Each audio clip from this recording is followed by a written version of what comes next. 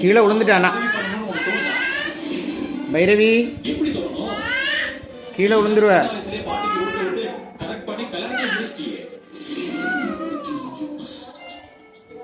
ஒரே ஒரு கல்யாணம் பண்றதுக்கு தலையான கஷ்டம் உனக்கு எப்படி தெரியும்?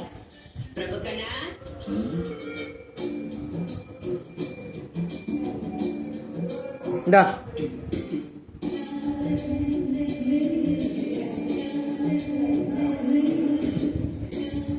தாத்தாவை பார்த்து இப்போ வைக்கப்படுறியா பாட்டி?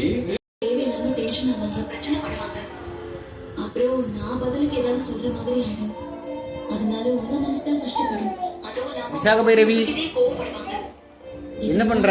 தான் நான் கொஞ்சம் சைலண்டா இருந்தேன். மத்தபடி என் மனசுல கோவம் வரது இல்ல மேடம். என்ன பண்ற மேடம்? என்ன மேடம் ஒண்ணுமே சொல்லாம சைலண்டா இருக்கீங்க? நான் சொன்னதை நம்பலையா? நீங்க இப்ப எங்க இருக்கீங்கன்னு சொல்லுங்க. கீழே விழுவா நீ.